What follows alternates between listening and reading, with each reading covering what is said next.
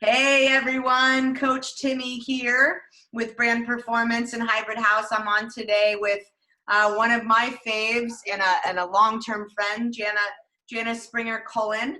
Jana Springer-Cullen and I have known each other about 9 years and have been coaching and training and working out together and developed a close friendship over these past 9 years. So Jana, welcome. Thank you for being on.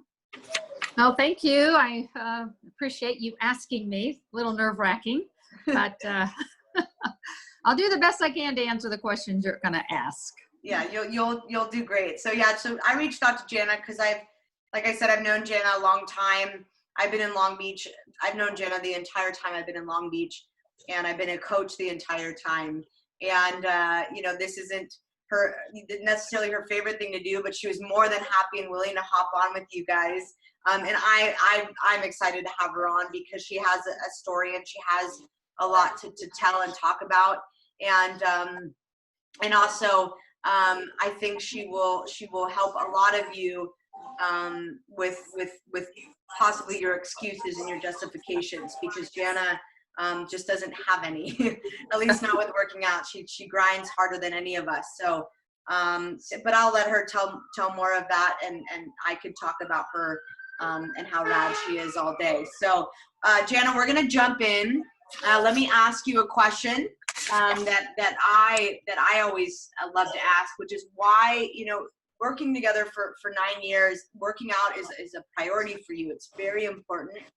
In my opinion, you never fall off track. You've been injured, you've had surgeries, and you've always worked out. The day you were told you could work out again, you were right on it.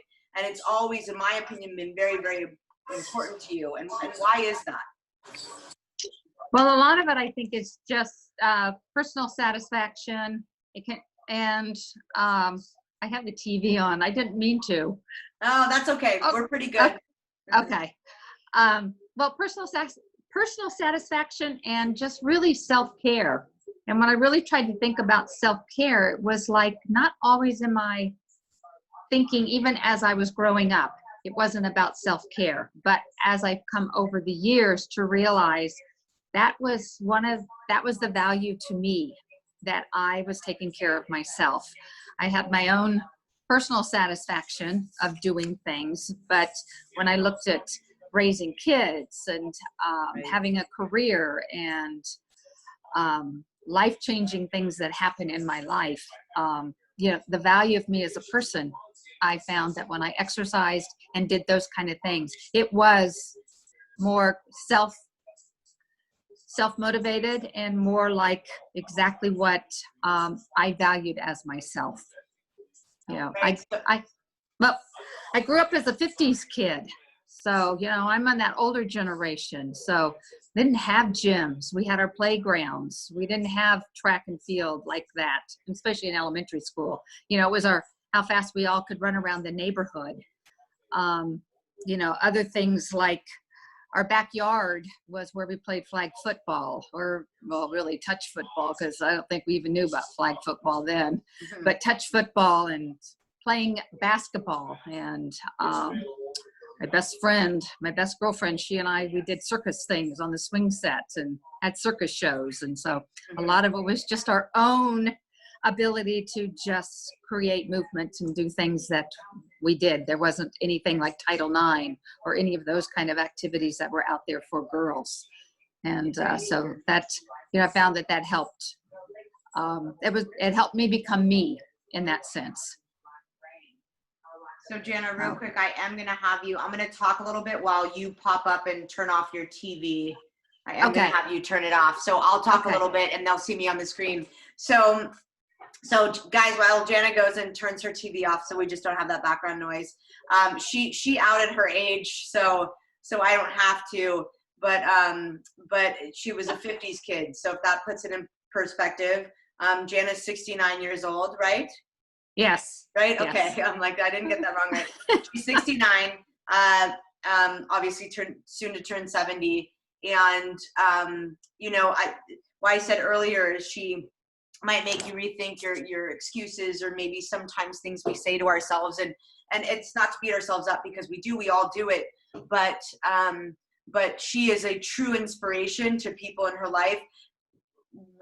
For many reasons. One of the main reasons is her age. She competes and at a competitive level. And not only that, as she mentioned, she prioritizes working out. And I can tell you, Jana works out harder than anybody I know. So her age really does not factor. There's no, hey, Timmy, I'm 69. Maybe we shouldn't do A, B, and C. It's just, I trust you. What do you have for me? And Jana does this with all of her coaches and in her working out. And, you know, Jana, I love that you talk about self-care. And I think self-care, no matter what age we are, and you talked about kids, having kids and still having to take care of yourself, you know, having your career with Disney, still having to take care of yourself. It's very important. And you touched on something, being a 50s kid, and you said, you know, for girls, there weren't a lot of activities. So was it when you were younger and getting into working out or being active, were girls not really supposed to? Well, it wasn't that we weren't supposed to, there just weren't opportunities. So Right. like in elementary school, I mean, if I wanted to play in the neighborhood with the boys, I had to play as rough and tough as they would or expected, or they wouldn't let me play. So of course I was going to play as rough and tough as they could, because I didn't want to be left out. Right. But when I got to junior high school, of course we had moved from Indiana to Florida. Got to junior high school and high school.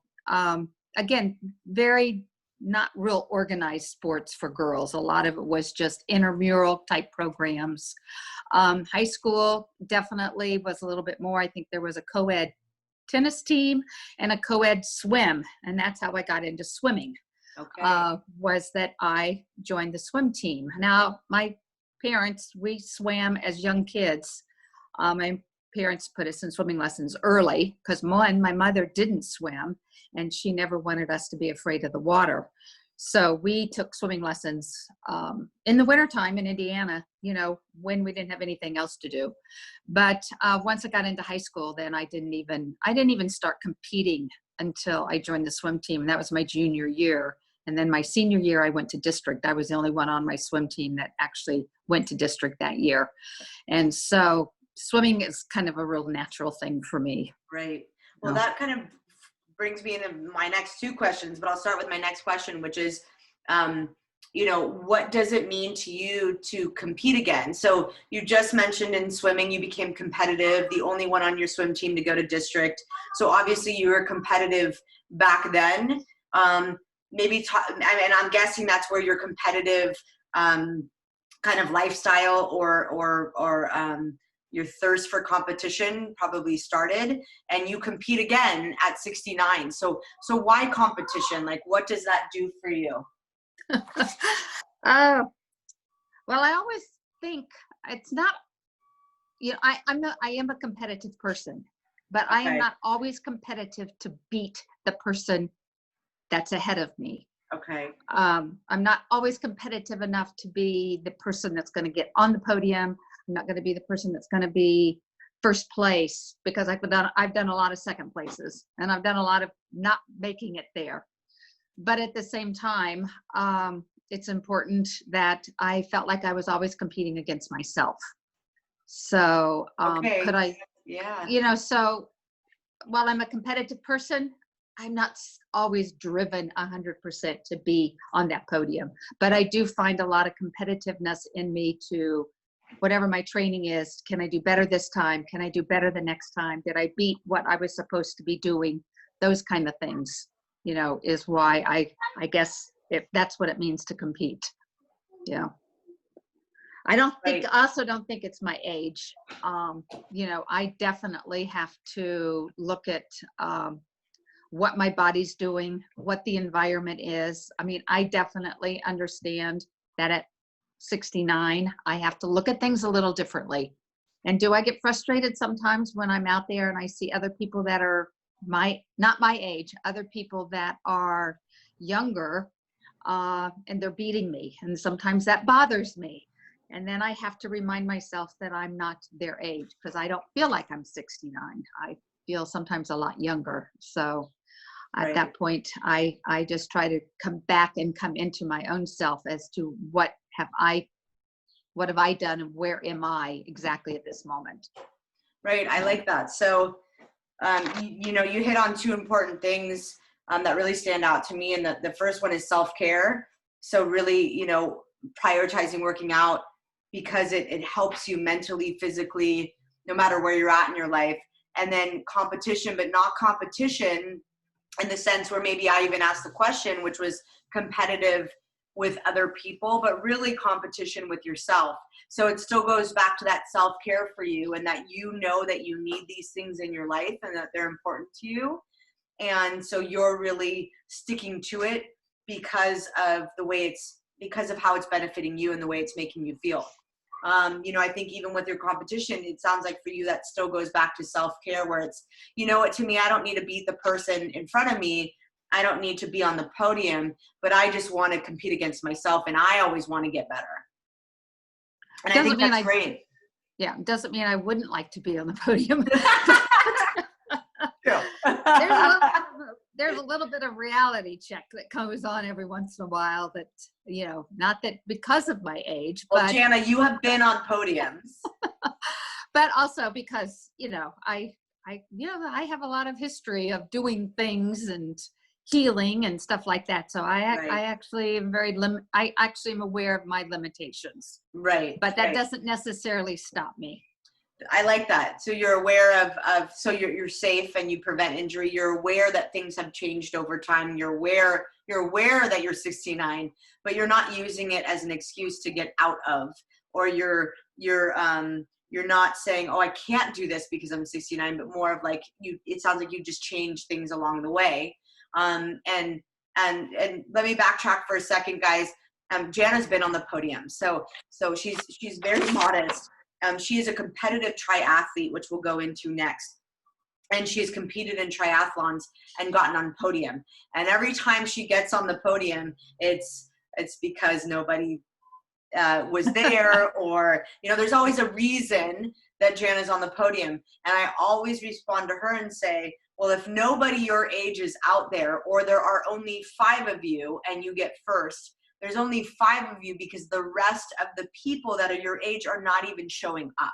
So just a reminder that is still a earned, fought for podium, because at 69, let's be honest, guys, a lot of people are not training every day and competing and showing up and racing in triathlons and getting on their bike and then jumping in the water and swimming and then putting on their running shoes and going for a run. So it is absolutely a podium, in my opinion, because let's say Jana gets first and there's 5 in her age group. Well, everybody else is not there because they're not doing that anymore, if they ever did. So to me, it's a huge podium. And Jana, that brings me to my next question, which I think you kind of answered, because I wonder for you, you've run, you've taken exercise very, it's a priority. We've talked about all that self-care, but really you've gotten into triathlons, I think maybe the last 2 years. I don't know if it's been longer than that. But talk a little bit about why triathlons, and I'm guessing it goes back to your swimming when you were younger, but why triathlons for you? Well, I actually started my very first triathlon was after I moved to Long Beach, and it was. So it was a while ago. Yeah. So I think my first triathlon was like 2007. And so that was a different age group and a challenge, but I did it because already when I came to California, I kind of got back onto my bike again because I did a couple of several MS rides with Disney. So I got some experience of just being able to ride out on an open road, and I liked that part of the competition. So I, at that point, just started swimming again. Running has always been just an exercise kind of to lose weight. It was one of the first things that I could find that, you could actually feel and see results. Biking, I actually been doing it almost biking was what I had as a kid. Biking is what that's what I did with my kids. Biking was my only transportation in college. That's how I got around. I didn't have a car and those kind of things. So biking again was just kind of a natural thing. It was just a matter of getting back on the bike. And then swimming, it was just kind of getting myself back into it. So I had done boot camp, Long Beach boot camp, and did that. That's where I met you.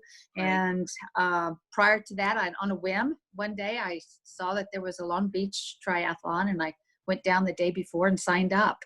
And I knew I could do all three sports. I just never knew I could do all three at the same time. So I just decided to challenge myself. And I think I came in second on that one, again, within my age group. But that was just kind of a little, taste like, wow, if I hadn't stopped to the bathroom, maybe I could have come in first, those kind of things. So then I had some surgery, neck surgery, and I had done a couple of more triathlons before 2011. And 2011 was the last one I did. And then 2012, I had neck surgery and bunion surgery. So I really was out of circulation for about a year of not being able to do triathlons and trying to just get myself healed. And that's how you became my trainer, because at that point, it was important that even though I had all this surgery, I needed to keep moving. I felt like if I didn't, I would backtrack. I would lose any momentum I had. So between you and I, we just kind of kept things moving until I was able to really get moving.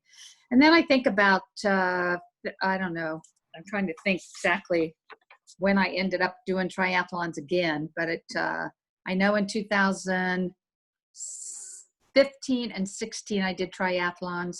And then in 17, I did it. And this is all Long Beach triathlons. I never went anywhere else. And then, of course, I want you to talk about Cleveland.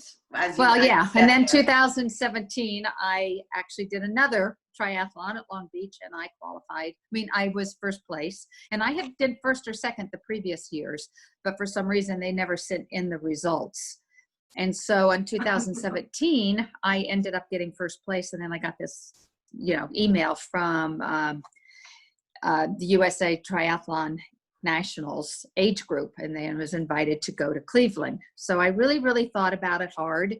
And so I decided with a little bit of discussion, encouragement with you, that I would go ahead and sign up and say I would do it, because I thought, I made it this far. It was a different age group bracket.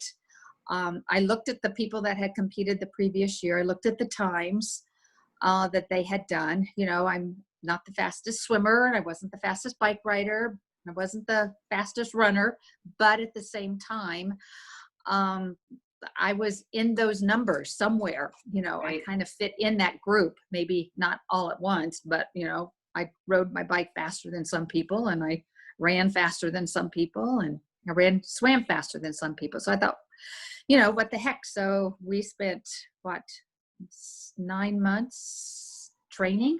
Yeah.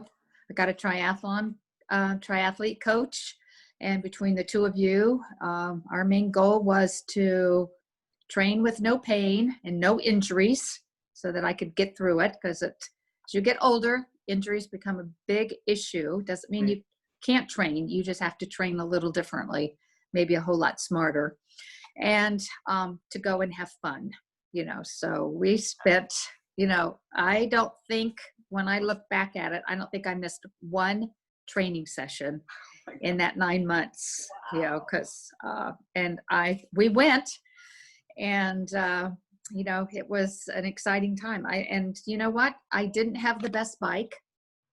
I didn't have a triathlon bike, I had never competed in other triathlons. So I only was a local, and, taking this big jump to go there and be there. I was with about 55 other ladies in my age group, which was a big group. And, but the other thing where I was prepared is that we had trained with a plan. We also had gone there. I think we drove the bike path at least 6 times to make sure I knew where every bump was, and where the road was bad. We would map it out. Yeah, it was. And then we ran, we walked / ran the course. So we knew so I knew exactly where the hills were. Right. I could figure out how could strategize that run a little bit better. Also how I could strategize the biking. And then the swimming, was very challenging because the waters were so rough. But the good thing was is they let us do a practice swim. The good thing was is that it felt like I was swimming in Bayshore because of the current. And so I actually was, even though the water was rough, I was somewhat comfortable with the water, knowing either way I would be okay whether we were going to be allowed to wear a wetsuit or we were going to have to swim it without a wetsuit. So, and then we did it. And you were running around all over the place, just always encouraged me at every transition, screaming at me coming out of the water, screaming I think at I got me. a half marathon in. I think you did too. Screaming at That's for me sure, as I came out of the, came into the bike transition and, running up and down this course, finding me at my turning points on the run course, and then just constantly pushing me. And then coming through that finish line was just incredible to hear your name, which is a lot of people love to hear, but the fact that people hear your name and there's people cheering, and you take that last turn and the people, don't even know you and they're cheering, screaming and yelling at you. And so it's just an incredible moment. Yeah, those moments I think are what a lot of us live for. And I think they feel so good, and of course I was there, so I remember it like it was yesterday.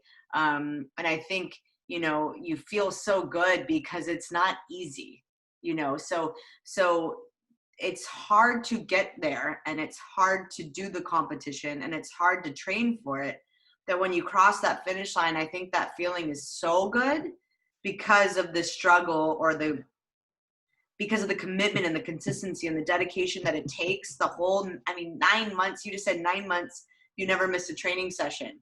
So for that finish line, really, I think for that feeling, but that feeling doesn't happen unless you do the challenging stuff, and I know for you, they say a goal without a plan is just a wish, right? So you say we went and we drove that course so many times, and guys, it's true. Jana going to Cleveland and competing in nationals for age group, not only is that a huge accomplishment, but it's scary. It's big. It's a commitment, and it's hard, and it draws up some fear. It's a challenge. And so when you get there, you don't want more things not feeling like solid, I think. So we drove the course so many times, like Jana said, and literally mapped out every pothole and so Jana could really have a plan and really feel good going into race day, because now the race is already scary. So it's almost like we tried to eliminate any other factors of not knowing or any other fears that came in by driving the course and getting used to Cleveland and getting there early. And I think that played into that as well. So you didn't, it's already scary, and because of that, I think is why that feeling is so good at the finish line, and why we ultimately do it, right? We do it for ourselves, for self-care, for everything you said. And I love that you said, don't do it unless you're going to have fun, because although it's challenging, but then the feeling is so good that it's just worth that challenge. But also having fun with it, having fun with the training. And we talked about, hey, don't do this unless you're going to ultimately have fun. And I think for you, you had a blast in Cleveland. It was hard, it was scary, it was nerve-wracking, but ultimately I think you did have a lot of fun. No, I did. I had a great Yeah. time. I have a lot of great memories. So Yeah. it's really, really good. Then the same thing is like, okay, so what happens after that? Right. Because, there's like, I'd never done a half marathon. So what are some next goals that I had? Yeah. And so one of those was, I had done, that was a, there was a sprint, and that was, God, I can't even think. The race on the base? Distance. No, the distance that we had to do for nationals. Yeah. Oh, gosh. My brain is like, I know the sprint is the shortest, and then they have the regular competition, which is it's a mile. God, is it a mile swim? I can't even remember. I don't remember 27 either. miles on a bike, and then it's like you had to do a 10K run. A 10K. Yeah. So your run was a 10K. Right. Well, so your swim, I think, was a mile. Yeah, the swim was almost a mile. Yes. And then it was like 26 miles on the bike. On the bike. Yep. Yeah. So Yeah. close to that, you know. Right. So it was like, you know, I was just like, oh my gosh, this is crazy. But then I keep thinking afterwards, it was like, oh, what do you want to do next? And people, even on my tri team, you know, all the support they gave me, they're like, oh, well, you have to do a half Ironman. And I go, no, I'm never going to do a half Ironman. You know, I can't even do a half marathon. So then I decided that I would move forward and I would try to do a half marathon, you know, because if I truly want to do a half Ironman, but I need to know that I can do every single one of those individual components. So Jana, I want you to tell our audience what a half Ironman is, because it's pretty phenomenal. Well, I had to write it down because I couldn't even remember to make sure I had it right. Okay, so a half Ironman is a 1.2 mile swim, a 56 mile bike ride, and then a 13.1 mile run, which is a half marathon. So those of you who have done a half marathon, that's the third part of the competition. You already have to do more than a mile swim and almost 60 miles on a bike. It takes a fast person, what, 4 hours? No, I think the competition, you have to be completed within 7.5 hours. So you have to do all that within 7.5, or you're pulled off the course. Each one has specific milestones. So if you don't make the swim part in a certain time period, you're pulled. If you're not out of the transition, out of swim time, you're pulled. If you're in that 56 mile bike ride and you don't meet markers at certain lengths or certain time periods or certain mile markers, you are pulled out. If you don't get out of transition in time, you are pulled out. So while you say 7.5 hours is a long time, yes, it is a long time, but you have to meet certain requirements with each one of the disciplines. Right. So even in the, you know, half marathons run, if you don't meet the markers within that time period, you could be 3 miles from the finish line and they pull you because you didn't meet the time constraints that were allowed. So it's really not even just training and completing a half Ironman. You really have to train hard to complete it within your markers. So it's not even just, oh, I want to go complete this thing. It's, well, no, you have to complete it and keep your pace up. Correct. Yeah. You don't want to be, I mean, nobody after training that long wants to be taken off a course. Right. You know? Right. And so why a half Ironman? Why a half Ironman? Well, just another goal. Yeah, another goal. But first I had to be comfortable. First I had to talk myself into doing a half marathon because I've never run that distance. So that'll be your first target. Tackle that. I already did that. I did that in February or January, Surf City. Early February. Yeah, I did that. So I was like, that was my goal, was if I can do a half marathon, then I would seriously think that I could probably do a half Ironman. So you haven't signed up for one yet? No, because of COVID, and then I had surgery, so now I'm back. You know, my recovery from surgery since February is just, you know, getting myself back to my biking, my swimming, back to some sort of a normalcy, you know. Right. And hitting targets, which, you know, we are doing, you know, in my training. I'm hitting some of my, well, we won't say I'm not supposed to be running, but we're hitting a few of my running targets. Our secret, and everybody watching. And I think, you know, as we conclude here, one thing that you're bringing up, and I think we even brought this up with Coach Daniel. Coach Daniel and I had our podcast last week, and he talked about running with purpose. And what you're saying now is, as we kind of wrap around and come full circle, is you call them targets. So for the audience out there, Jana doesn't just get up and hop on her bike and go for a bike ride. She doesn't just wake up on Tuesday and go to a boot camp class. Every day there's a plan, and it's training with purpose. So there's a difference between, in my opinion, and I think Jana would agree because of her schedule, but there's a difference between getting up and working out, which is great. If that's what you need and that serves you, that's great. There's also getting up and working out with a plan and a purpose, meaning this person that gets up and works out might get up, do a 3-mile run, come home. Great, if that helps you and that works for you. But then there's Jana over here, which to me is where the competition kind of comes into play, or also if you're training for a goal rather than just, I'm going to get up and check the box of working out. Her 3-mile run would be 10 minutes at a 14-minute pace. Okay, the next 2 minutes at a sprint pace, put your heart rate in a red zone and hold a 12-15 pace. So the whole 3-mile run, there's purpose in there and there's specifics. So that's why Jana's calling them targets. So there's really this shift.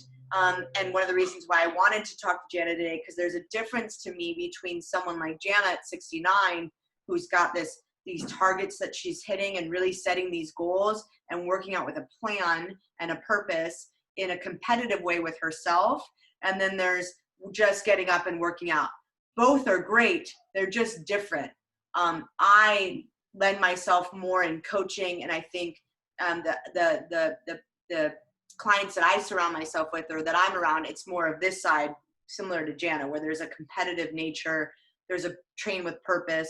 So I think it's good if you're logging on today, you're older, you're younger, again, Jana's 69 and doing this, is to think about where do you want to be? And if you're already working out, is that serving you? And if it's not, should you maybe shift over here? And if you're over here also, and it doesn't feel good, should you shift over here? But I think there's 2 ways of looking at it. And I think that's the nature of what we started with, which is why competition. And you really said, well, it's actually competition within myself, but you like the targets. You really seem, Jana, to like the plan, to get up, to know what you have to do that day rather than just working out. That seems to really work for you. Well, yes, it's much better if I definitely have, just don't tell me I'm going to go have to walk 3 miles, Right. I'm going to do something a little differently. Right. Right now, because of recovering from surgery, my bike rides are just 40-minute easy rides, and they're on my trainer. But, I can't just sit on my trainer for 40 minutes. So I have my own little internal competition that goes on. So I agree. I probably fall into that category that I need targets. They help me. They help pass the time. I can see improvement. Some days are better than others. Some days I don't necessarily feel like I can do those targets. So I don't punish myself. I don't beat myself up. I just go, I'm going to do what you're going to do today. And if you hit it, that's great. And if you don't, you'll do it again tomorrow. So I love that's that. kind of how I work. Yeah. And I think that's great to pass that on to the viewers, which is, for Jana, the targets work for her. If she doesn't hit them, she doesn't beat herself up, but they help push her. And I love that you said it helps pass the time. I think that's really true. It does help pass the time of the workout. Next thing you know, you're 25 minutes in and you didn't even realize it because you're trying to hit these targets. So I love that. And I think, the not beating yourself up is also great advice, and knowing that as long as you are trying, you're going to feel good. As long as you're putting in the effort, you're going to leave that workout or that plan or that day feeling really good because you gave it everything that you could in that day. Right. So. Well, Jana, thank you so much for being on. For me, this was something I really wanted to have you on. So I appreciate you going out of your comfort zone. Yes, very much so. I know. Yeah, I know. Jana almost didn't even do video, guys. This is really out of her comfort zone, but she showed up for us today and kept her video on. And Jana, I think that people do have a lot of takeaways from you. And it's one of the reasons why I also wanted to bring you on. I don't, some people don't know you or just simply do not know what you do. And I think it's important to share it because I think that's ultimately how we help each other. So, every podcast I've done, between 1 and 10 people have reached out and to say how inspirational it was. So to me, if there's one person that sees this and says, wow, Jana inspired me, we're doing good. You're helping somebody. So, and I know you love to help people. So, I really appreciate you coming on, and thank you. And Anything else you want to say, feel free. But other than that, I think we'll conclude there and leave our viewers with some of that stuff to let marinate. And again, thank you. Okay, well, thank you. I enjoyed it. We'll chit chat with you later. Okay, sounds good, Jana. You have a good rest of your day, okay? Thank you. Okay, You too. take care. Bye-bye. All right, bye.